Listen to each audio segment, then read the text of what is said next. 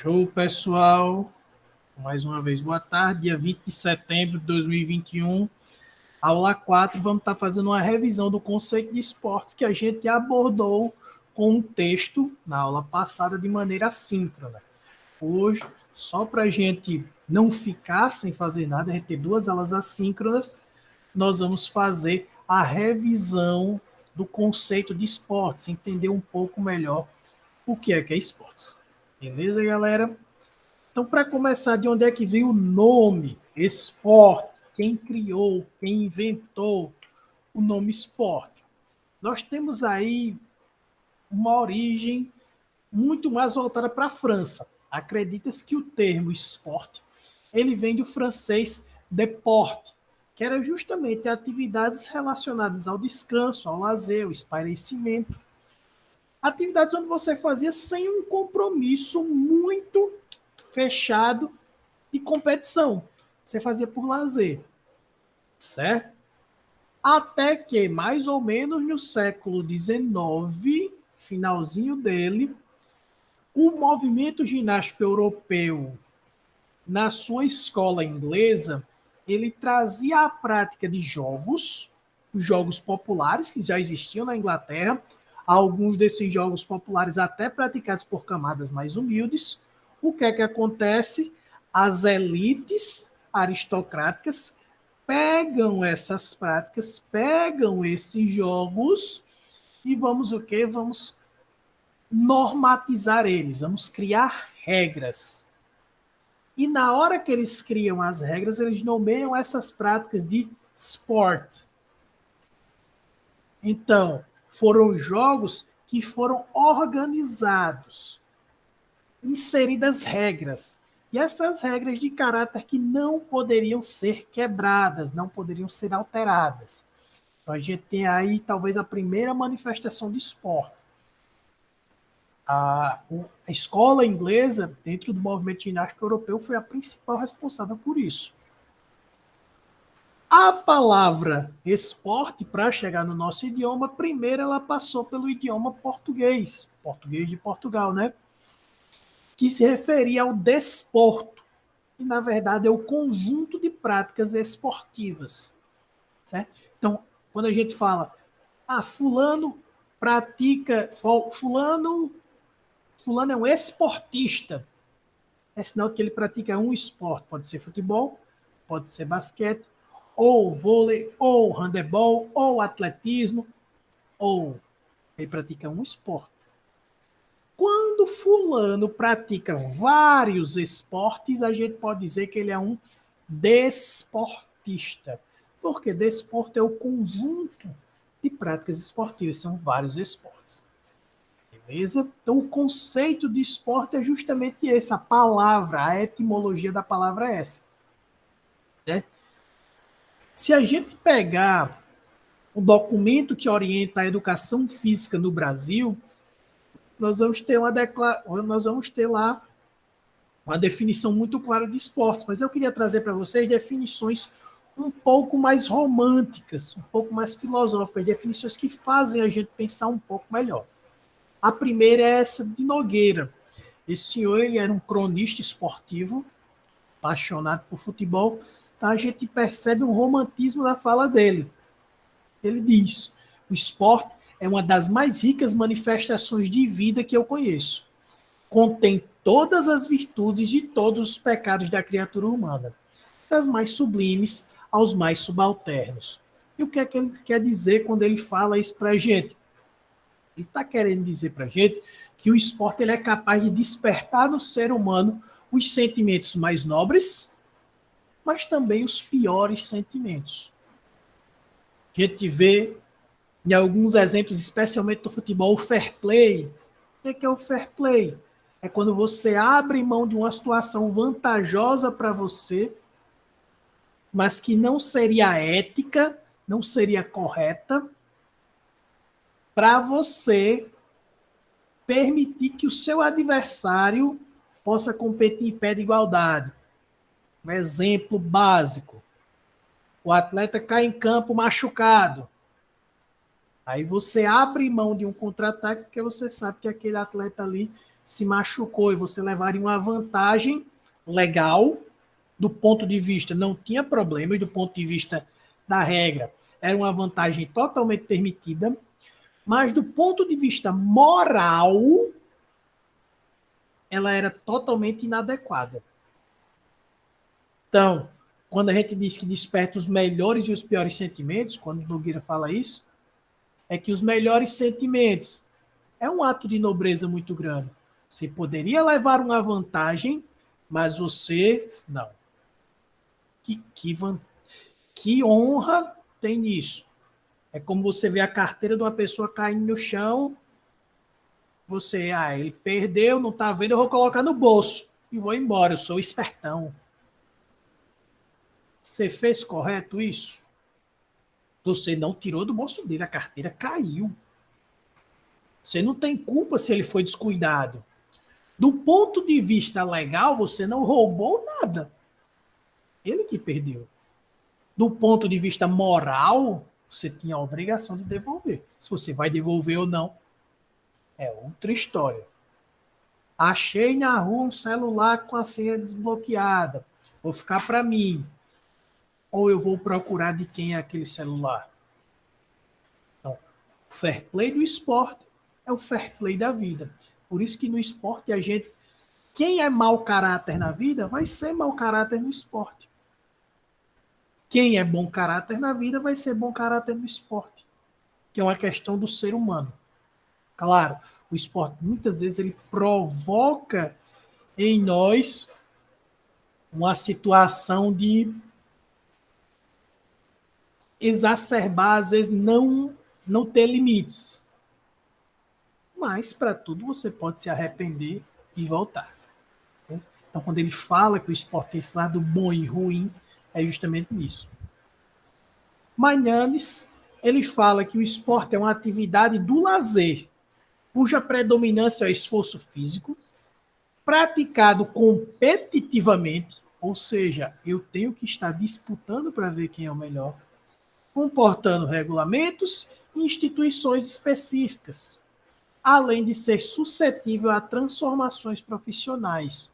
Ou seja, o esporte pode viver aqui, pode se transformar aquilo que eu vou viver por toda a minha vida, aquilo de onde eu vou tirar o meu sustento. E a gente vê as primeiras noções dizendo que o esporte tem organizações que tomam conta do seu funcionamento, que a gente chama de federações esportivas. Okay? Vargas diz que o esporte é uma atividade competitiva institucionalizada, ou seja, mais uma vez, está se provando, está se dizendo que o esporte tem uma organização por trás. Eu tenho pessoas que gerenciam, que tomam conta, que têm que dizer como o esporte funciona. Realizado conforme técnicas, habilidades e objetivos definidos pelas modalidades esportivas, determinada por regras pré-estabelecidas, que lhes dá forma, significado e identidade. Então, as regras dos esportes, elas mostram o que aquela modalidade é. Você tem, por exemplo, no futebol, em alguns momentos, a gente percebe que a regra favorece o antijogo. Por exemplo, quanto tempo o atleta tem para cobrar um lateral? Não tem um tempo definido. Ou seja, a regra permite o antijogo, o retardo do jogo. Já no futsal, não. O jogo é dinâmico porque você tem 4 segundos para fazer, para cobrar os tiros. Seja tiro de meta, tiro lateral, você tem 4 segundos. Por isso que o jogo é rápido, é dinâmico. Percebe? Beth diz que o esporte é uma ação institucionalizada, convencionalmente regrada, com regras, que se desenvolve com base lúdica em forma de competição entre duas ou mais partes, oponentes ou contra a natureza, cujo objetivo é, através de uma comparação de desempenhos, designar o vencedor ou registrar o recorde. Ou seja, O esporte busca saber quem ganhou. Ele não se limita à diversão. Se fosse assim, já teria os jogos. Mas é importante quando ele diz que tem uma base lúdica. Normalmente, nós procuramos praticar esportes porque nos fazem bem, que nos divertem. Por mais que lá no futuro se torne minha atividade profissional, por mais que lá no futuro eu esteja enjoado de praticar, mas a princípio a base dele é lúdica, é divertida. Mas apesar de toda essa diversão em volta, eu sei que, na verdade, o objetivo do esporte é eu me tornar o vencedor, eu me tornar o melhor. E por isso, e para isso eu tenho que competir. Não tem jeito. Copley, ele diz que são atividades competitivas e institucionalizadas que envolvem grande dedicação física ou uso de habilidades físicas relativamente complexas pelos participantes motivados por recompensas internas e externas. Ou seja, eu estou praticando porque eu sei que eu vou ter alguma vantagem ali na frente, que eu vou ganhar alguma coisa, eu vou ter uma recompensa. Isso é um dos motivadores do esporte. E quando a gente fala em recompensas internas, é eu me sentir o melhor, eu ter a certeza de que, poxa, eu fui bem, eu consegui, eu venci aquele desafio. E as externas, que podem ser desde premiações em dinheiros até a simples medalha. De um modo geral, o esporte está relacionado com todas essas características. Ele é humano, o esporte essencialmente ele tem como foco principal o ser humano. Ah, mas no automobilismo é o carro. O carro vai andar sozinho? Não anda. Tem que ter um piloto lá. Já tentaram ver, vamos analisar. Autorama, aquelas corridinhas nas pistas. E a Fórmula 1, quem é que faz mais sucesso? Fórmula 1. Por quê? Que tem o componente humano. E nós temos uma coisa impressionante. Se chama imprevisibilidade. Ou seja, nós somos imprevisíveis. Qualquer momento nós podemos fazer uma coisa mágica, maravilhosa, cometer um acerto imenso, como a qualquer momento a gente pode fazer a maior besteira do mundo. Final da Copa América. Renan Lodge. Errou. Di Maria carregou. Renan Lodge. Lateral, bom demais e tal, só dá ele. Errou. Resto do jogo, só deu Brasil. Nesse mesmo jogo, Messi, melhor do mundo, invocado, segunda pessoa abaixo de Jesus Cristo, pegou de frente pro goleiro, caiu. É humano. O componente humano do esporte é o que faz dele imprevisível. É o que não garante um resultado. E tem uso das habilidades, que nada mais são do que a capacidade de realizar ações de uma maneira totalmente diferenciada.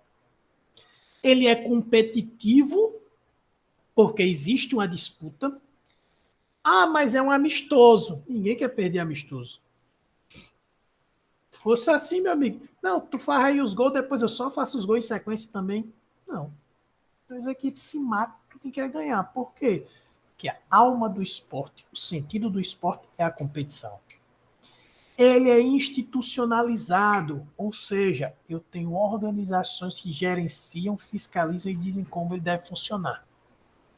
Ele é regido por regras, regras essas criadas por essas instituições, e ele demanda esforço físico. Por que o esforço físico está perto do humano?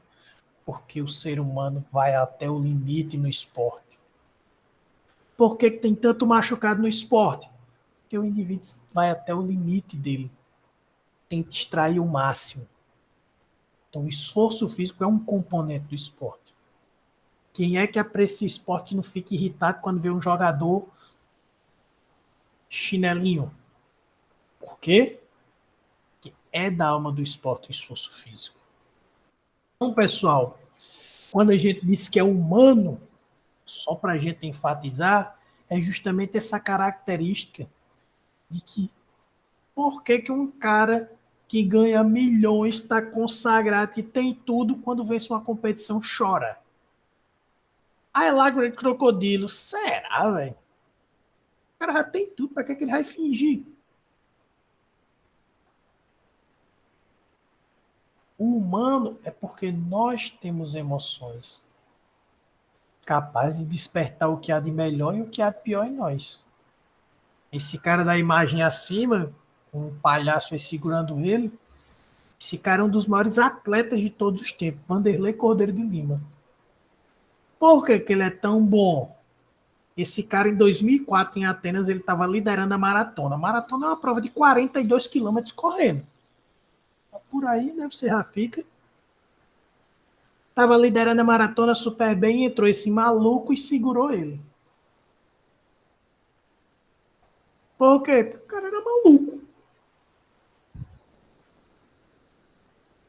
Esse cara podia esculhambar, dizer tudo, fazer tudo. Ele se soltou quando a prova terminou em terceiro. O cara passou 4 anos treinando, iria ser campeão, foi interrompido por um maluco. Ou se eu queria matar esse doido. O cara perdoou, não, tá tudo tranquilo. Então o esporte ele desperta o que há de melhor, o que há de pior em nós. Por quê? Porque quem pratica são seres humanos. O esforço físico são justamente aquelas situações onde qual a explicação de a pessoa conseguir fazer isso, da pessoa querer fazer isso? Nossa. Aqui eu tenho, essas duas imagens são muito interessantes porque elas dizem muito sobre isso. A primeira é uma suíça chamada Gabriela Seychelles Andersen. Até 1980. Não. Isso daí é Los Angeles, 1984. Até então, as mulheres eram proibidas de competir em maratona. Por quê? Porque o corpo feminino não suportaria o esforço da maratona. Beleza, aí liberaram em 84 a maratona. Um calor infernal em Los Angeles. Diversas competidoras abandonando, tal, não sei o quê. E os organizadores da maratona, tá vendo? É por isso que a gente não coloca mulher, porque elas são fracas, elas não conseguem. Essa mulher, ela tá assim toda empenada porque ela tava passando mal. Ela não aguentava terminar a prova. Os médicos queriam tirar ela da prova. Se o médico encostasse nela, ela estava eliminada da prova. E ela entrou no estádio desse jeito, deu a volta e completou a maratona. O que é que faz? Ela podia ter morrido. O que é que faz uma pessoa fazer isso? Primeiro é a humanidade, você ser humano. Porque uma máquina pararia na hora. Um carro, por exemplo, quando esquenta o motor, meu amigo, ele dispara e desliga automaticamente. Mas ela não. Foi até o final. Talvez ela nem soubesse dessa história de proibirem as mulheres.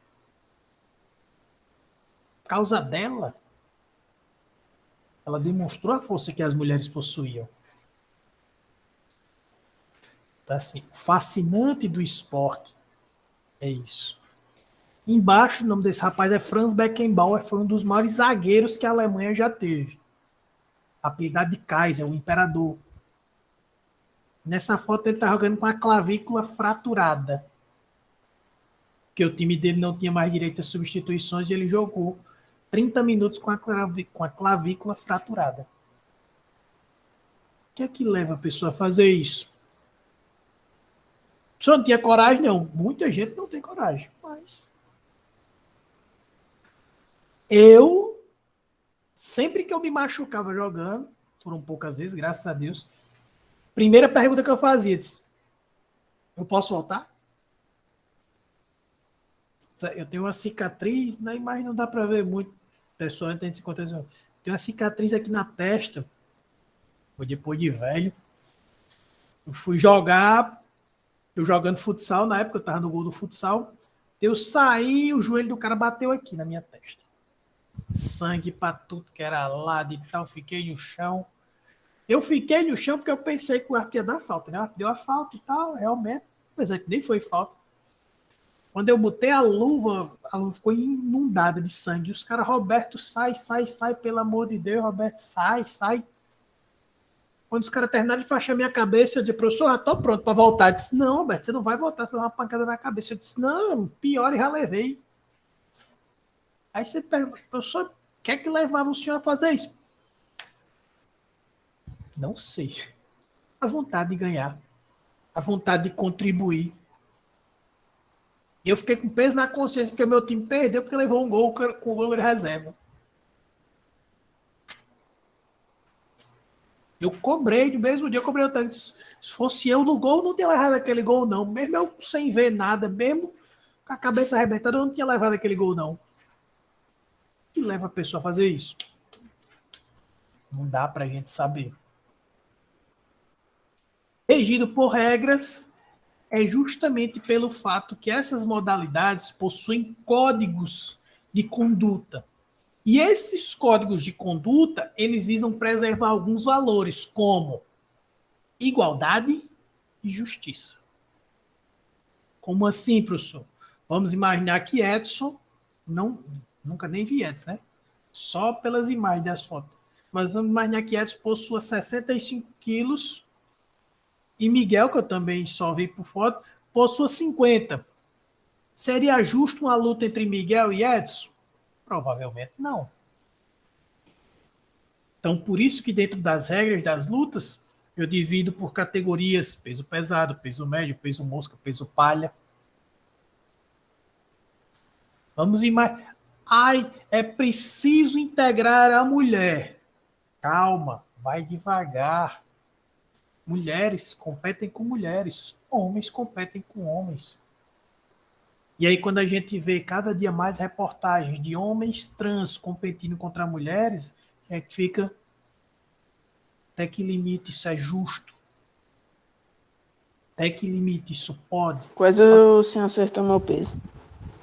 Olha aí. Então, o esporte ele vai se basear nas regras, porque essas regras são a justiça da modalidade. Ah, mas as regras são fiscalizadas por árbitros. Tudo bem. E os árbitros podem errar, claro. Mas muito pior do que isso era se a gente não possuísse regra nenhuma. Então, a gente pode considerar a arbitragem como um mal necessário. Beleza? E as regras são mais do que necessárias em qualquer modalidade esportiva. Quando a gente fala que o esporte é institucionalizado, é porque ele tem entidades que fiscalizam, organizam as competições, criam e gerenciam as regras. Essas entidades, elas normalmente são chamadas de federações ou confederações. São entidades políticas, professor? Não, elas são entidades apolíticas. Mas tem político no comando delas. Aí é outra história.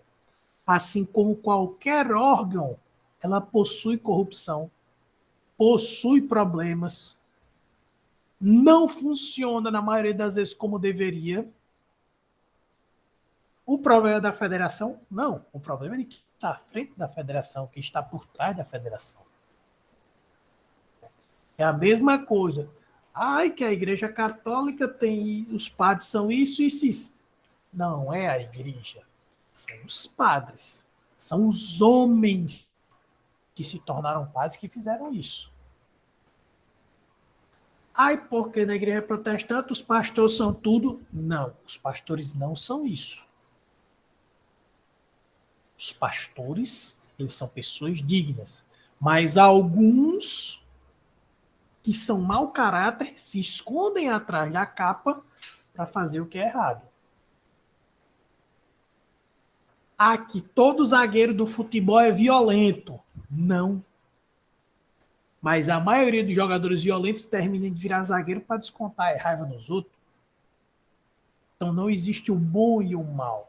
A pessoa já é boa ou já é ruim e ela só exala aquilo que ela já é na posição que ela ocupa. Aqui todo professor é chato. Não, geralmente a pessoa é chata e aí se torna professor. Assim como tem pessoas que são legais e vão ser professores. Beleza? Então a gente tem as entidades. Elas são super importantes para os esportes. A maioria é mal gerenciada. Mas se não fosse elas, como é que seria a organização dos eventos, dos esportes? Por isso essas instituições são tão importantes. E as habilidades? São as mais diferentes possibilidades e capacidades que esses seres humanos têm. Quando a gente observa alguns atletas praticando essas modalidades, a gente fica, como é que o cara consegue fazer isso? De onde o cara imagina conseguir fazer isso? E ele consegue e faz, e para ele tem uma naturalidade imensa. E para a gente fica, não, não é possível. É claro, já existe uma predisposição, ou seja, já existe um dom, sim, mas esse dom é alimentado, estimulado, até chegar ao máximo possível.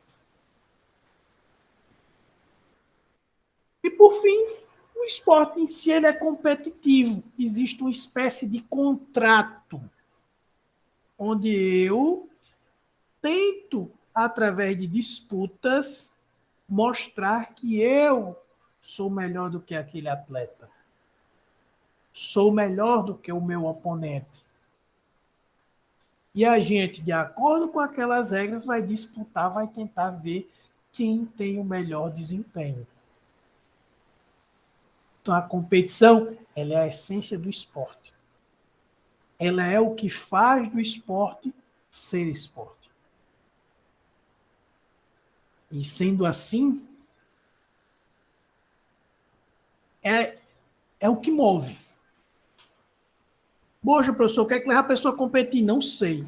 Eu sempre fui muito competitivo. Eu fico chateado se eu estiver torcendo por um time. Estou assistindo aqui futebol. Se eu estiver torcendo por um time, o time perder, eu fico chateado. Eu não gosto de perder pau ímpar. Antigamente eu não sabia competir, eu não sabia nem perder, porque se eu perdesse eu queria confusão. Aí, aos poucos você vai melhorando. Mas a competitividade está intrínseca no esporte, ela faz parte do esporte. Dúvidas, perguntas, curiosidades, questionamentos, galera? Não, nenhum não. Show de bola. Como eu prometi para vocês, esse material eu vou salvar aqui a gravação. Só encerrar por sinal. Mas eu vou salvar essa gravação e vou postar no YouTube. Em seguida eu coloco o link lá no grupo da turma e aí fica disponível para assistirem quantas vezes quiser. Beleza? Interrompi aqui a gravação.